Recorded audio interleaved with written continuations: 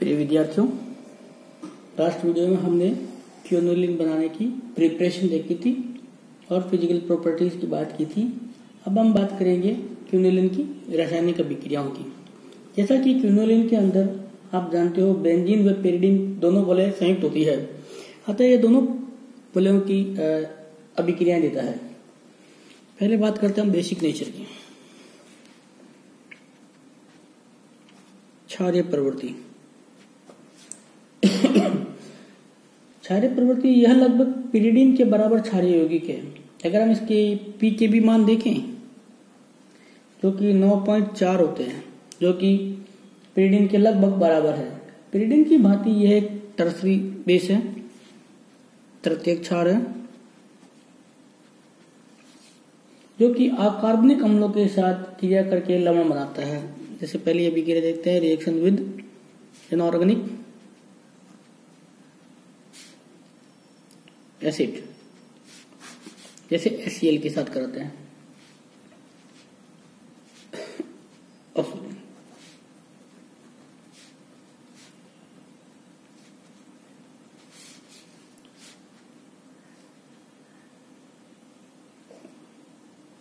Quinoline है, इसकी reaction हम HCl के साथ कराते हैं।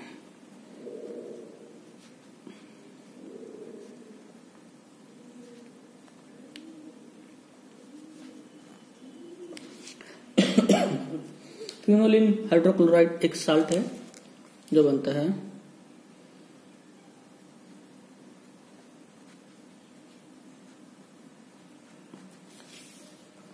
उसके बाद हम रिडक्शन की बात करते हैं। अपचयन। अलग अलग परिस्थितियों में रिडक्शन कराने पर हमें अलग अलग प्रकार के प्रोडक्ट मिलते हैं। जैसे एक सिंपल वे में हम चलते हैं।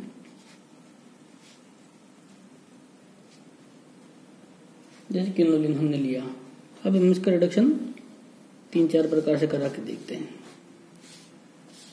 इससे पहले हम कराते हैं लिथियम एल्युमिनियम हाइड्राइड या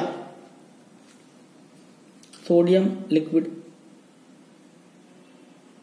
अमोनियम, इनकी प्रेजेंस में कराते हैं। तो 1-2 पोजीशन जो है, 1-2 जो पोजीशन है वहां पर सेचुरेशन आ जाता है और हम इसको बोलते हैं 1,2 डाईहाइड्रो क्विनोलिन। और यदि इसका रिडक्शन हम 10+ HCl की प्रेजेंस में कराएं या हाइड्रोजनीकरण हम निकल की प्रेजेंस में कराएं, उत्प्रेरक की प्रेजेंस में कराएं, तो पिरिडीन की जो वलय है वो सेचुरेशन के करीब आ जाती है और 1, 2, 3, 4 टेट्रा हाइड्रो क्विनोलिन। और जब हम उत्प्रेरक प्लेटिनम और एसिटिक एसिड की प्रेजेंस में कराते हैं तो सारी की सारी रिंग जो है सेचुरेशन ले लेती है। डेका हाइड्रो क्विनोलिन बोलते हैं, डेका हाइड्रो क्विनोलिन बोलते हैं इसको। उसके बाद हम ऑक्सीडेशन की बात करते हैं। अलग अलग परिस्थितियों में ऑक्सीडेशन कराने पर भी अलग अलग उत्पाद प्राप्त होते हैं। जैसे कि पर एसिड की प्रेजेंस में अगर हम क्विनोलिन का ऑक्सीडेशन कराएं तो क्विनोलिन 1 ऑक्साइड प्राप्त होता है।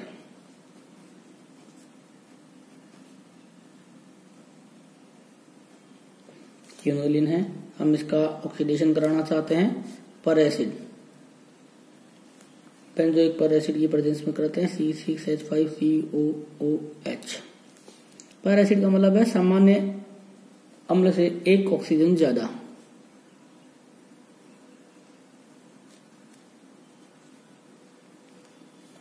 Quinoline 1 oxide.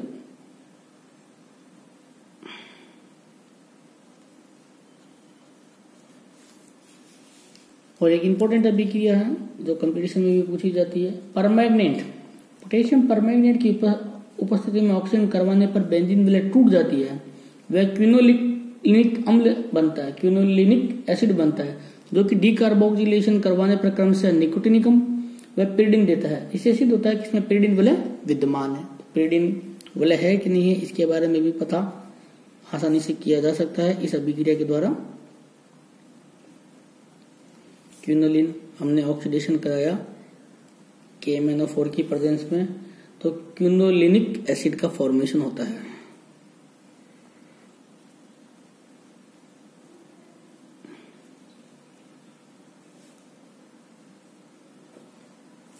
हम इसको गर्म करते हैं तो एक डिकार्बोक्सिलेशन का अणु निकल जाता है।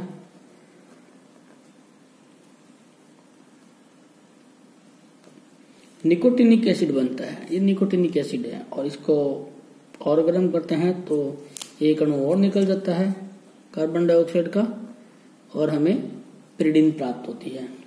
इसके आधार पर हम ये बता सकते हैं कि इस जो क्विनोलिन है उसके अंदर पिरिडिन विलय उपस्थित होती है।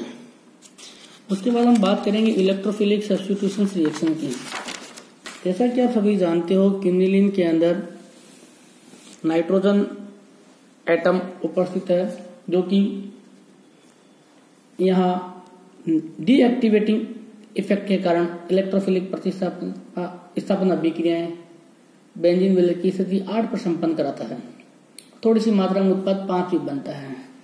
यदि हम इसकी रेजोनेटिव स्ट्रक्चर देखें क्विनोलिन की, तो पहले हम इसकी रेजोनेटिव स्ट्रक्चर के बारे में बात करते हैं, फिर देखते हैं कि वास्तविक स्थिति क्या है।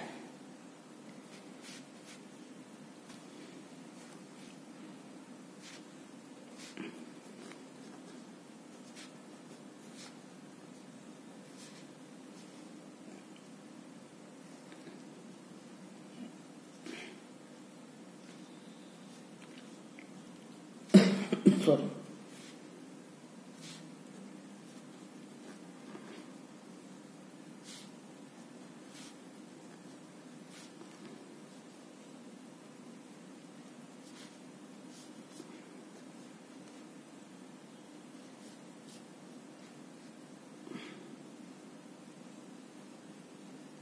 इलेक्ट्रॉन यहाँ शिफ्ट हो जाएंगे, नेक्स्ट स्ट्रक्चर में पॉजिटिव चार्ज यहाँ आ जाएगा।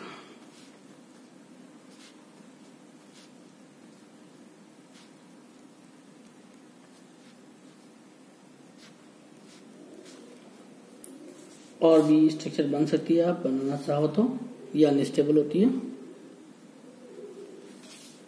अब आप देखिए कि इन स्ट्रक्चर को हमें देखने में पता चलता है पोजीशन 2 और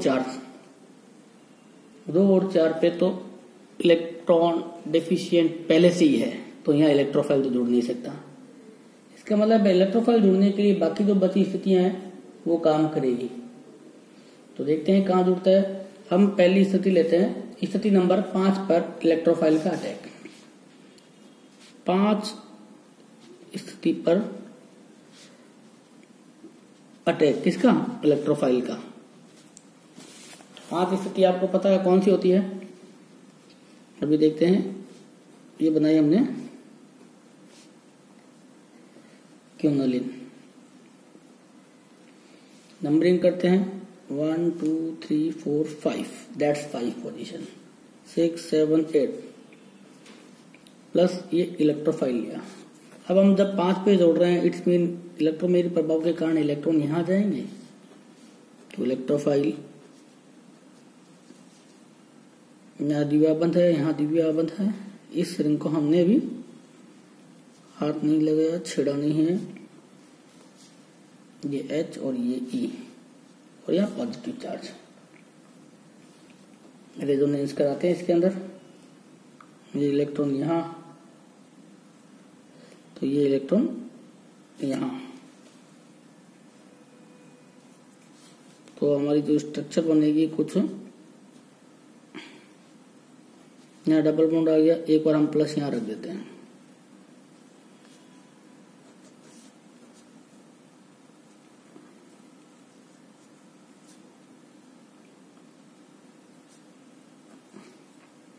अब इस संरचना में देखोगे कि एक स्थायी संरचना है।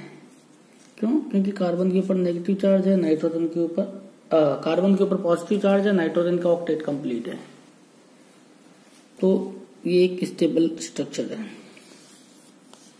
इसका मतलब इलेक्ट्रोफाइल यदि 5 नंबर पर जुड़ता है तो जो कार्बोकैटायन बनता है वो स्टेबल फॉर्म में बनता है। अब देखते हैं हम स्थिति नंबर 6 पर अटैक। 6 का मतलब ये, इसका मतलब ये इलेक्ट्रॉन इधर शिफ्ट हो जाएंगे।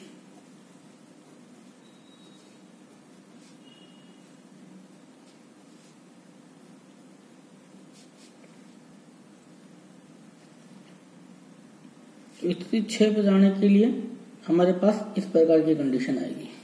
तो इलेक्ट्रोफाइल आसानी से यहाँ जुड़ जाएगा। ये हमने इलेक्ट्रोफाइल को जोड़ दिया, ये H है, यहाँ पॉजिटिव चार्ज आ गया, ये इलेक्ट्रॉन पहले से थे। इसको बैलेंस करने के लिए क्या होगा, या तो इधर वाले इलेक्ट्रॉन जाएंगे इधर वाले। तो हम सपोज करते हैं इधर वाले गए, सॉरी ये इलेक्ट्रॉन गए यहाँ, तो पॉजिटिव चार्ज कहाँ आ जाएगा, यहाँ आ जाएगा, जो दोनों रिंग के अंदर कॉमन आ गया है, जिसके कारण दोनों रिंगें क्या हो गई, अनस्टेबल हो गई है।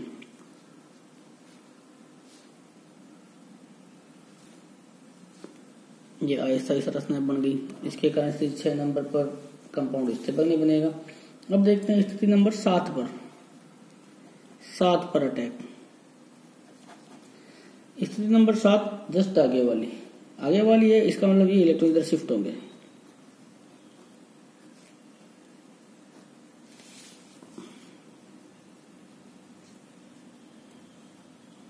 ये स्थिति 7 है, तो हमने माना ये इधर शिफ्ट हुए तो इलेक्ट्रोफाइल यहाँ कनेक्ट हो जाएगा। ये इलेक्ट्रोफाइल यहाँ कनेक्ट हो गया, कनेक्ट होते ही पॉजिटिव चार्ज यहाँ आ जाएगा।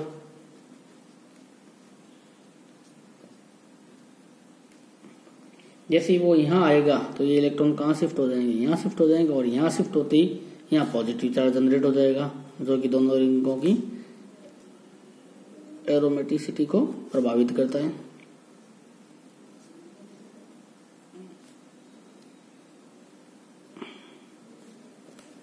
ये भी अनस्टेबल है। इसके बाद बची स्थिति 8 नंबर। 8 नंबर पोजीशन पर अटैक कराते हैं इलेक्ट्रोफाइल का। तो अब देखिए,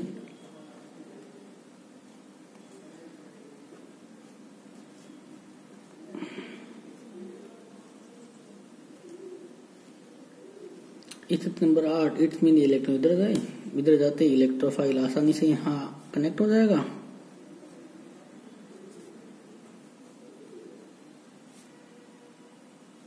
तो हमने इलेक्ट्रोफाइल जोड़ दिया, ये H है, यहाँ पॉजिटिव चार्ज आ गया। जब रेजोनेंस होगा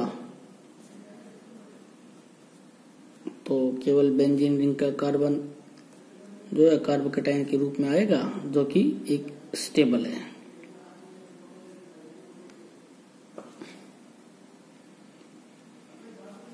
ये स्टेबल स्ट्रक्चर होती है क्योंकि एक रिंग कंप्लीट है एरोमेटिसिटी में, और दूसरी रिंग में कार्बन पे पॉजिटिव चार्ज है, जो कि स्टेबल हो जाएगा। इस आधार पर हमने देखा कि क्विनोलिन के अंदर जितनी भी अभिक्रियाएं होती है वो स्थिति 8 पर आसानी से संपन्न होती है, या स्थिति 5 पर आसानी से संपन्न होती है। ठीक है, अब हम बात करेंगे बची हुई अभिक्रियाओं के बारे में। नाइट्रेशन।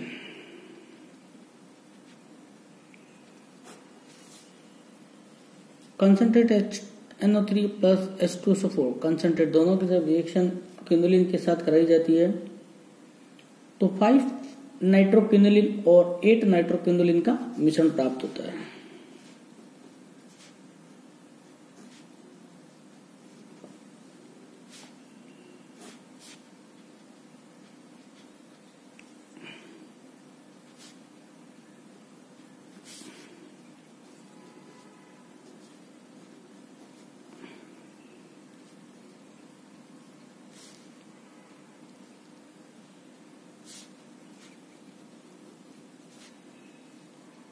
तो आपको पता चल ही गया कि ऐसा क्यों होता है। हमने अभी हर एक पोजीशन पे इलेक्ट्रोफाइल का अटैक करा के देखा है। लेकिन एसिटिक एनहाइड्राइड की उपस्थिति में क्विनोलिन का नाइट्रेशन करवाने पर pyridine वलय की स्थिति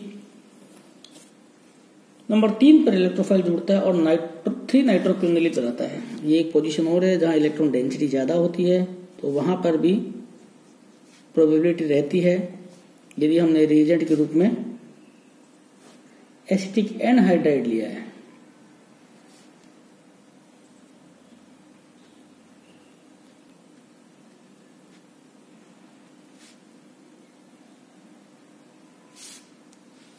तो हमें स्थिति 3 पे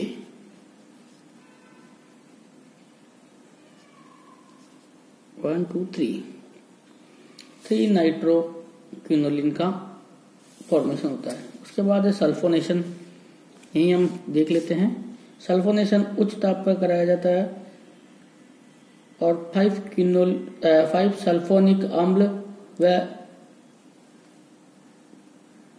क्विनोलिन 8 सल्फोनिक अम्ल बनता है।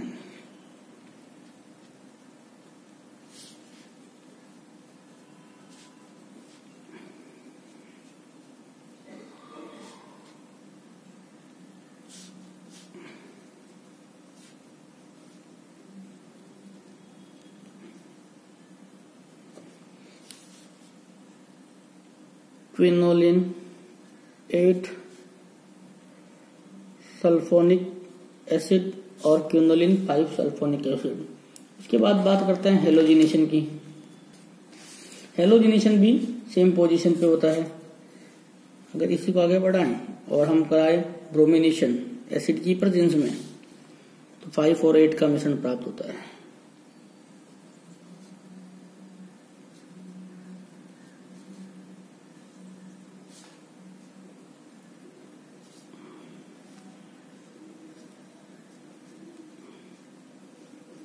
फाइव ब्रोमोक्विनोलिन और 8 ब्रोमोक्विनोलिन।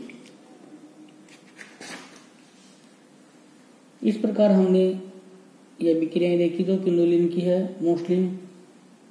उसके बाद हम देखेंगे न्यूक्लियोफिलिक सब्स्टिट्यूशन रिएक्शंस भी क्विनोलिन देते हैं, क्योंकि आपने अभी देखा था जब हमने इसकी स्ट्रक्चर देखी, रेजोनेटिंग स्ट्रक्चर देखी थी, तब हमें पता चला था कि 2 और 4 जो सेंटर हैं पिरिमिडिन वलय के वो इलेक्ट्रोपॉजिटिव है। तो इट्स मीन वहां कोई न्यूक्लियोफाइल आके आसानी से जुड़कर कंपाउंड का फॉर्मेशन कर सकता है। तो मोस्ट इंपोर्टेंट अभिक्रिया है न्यूक्लियोफिलिक सब्स्टिट्यूशन रिएक्शन में नाभिक स्नेही प्रतिस्थापन अभिक्रियाएं, तो 2 और 4 पोजीशन पे होती है, जो आपने रेजोनेटिंग स्ट्रक्चर के आधार पर देखी थी कि वहां पॉजिटिव सेंटर जनरेट होता है। तो मोस्ट इंपोर्टेंट है, पहला है चिचिबेबिन। चिचिबेबिन अभिक्रिया बहुत बार कंपटीशन में पूछी गई है। क्विनोलिन को सोडामाइड के साथ हीट करने पर इसका एमिनीकरण हो जाता है और 2 एमिनो क्विनोलिन बनता है। बहुत ही सिंपल अभिक्रिया है और बहुत बार पूछी गई है एग्जाम में।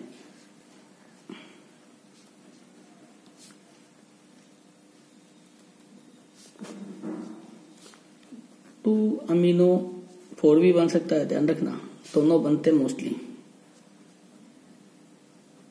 लेकिन जो हम मेजर प्रोडक्ट है वो 2 भी बनता है, 2 अमीनो क्विनोलिन। और इसी प्रकार एन ब्यूटिल लिथियम के साथ गर्म करते हैं तो इसका एल्किलीकरण हो जाता है, एल्काइलेशन, एल्किलीकरण या एल्काइलेशन कैसे होता है देखिए। इसको आप ऐसे reaction with n butyl lithium,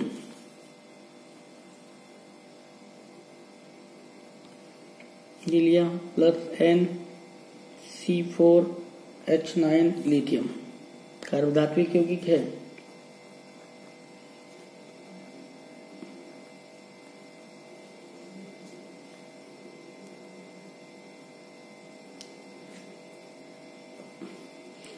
2N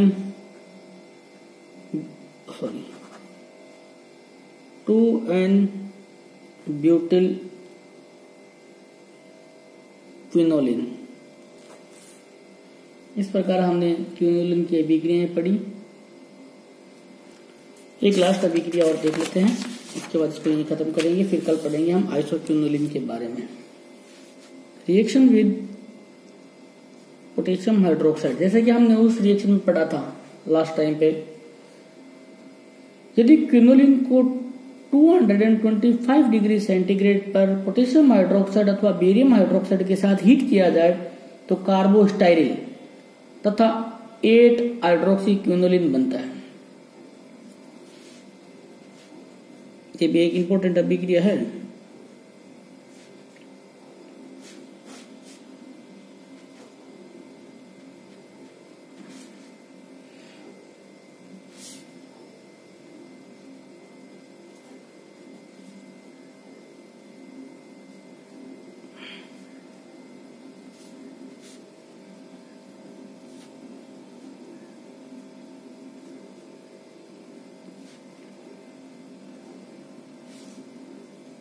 eight hydroxy quinoline, जबकि ये अपने आप को टोटोमराइजेशन के द्वारा कार्बोस्टाइरिल में कन्वर्ट कर लेता है, क्योंकि यहां पर भी हमें फिनोलिक ग्रुप की पीक प्राप्त नहीं होती है NMR में। इसलिए थोड़ा सा ध्यान रखने वाली बात है। कार्बोस्टाइरिल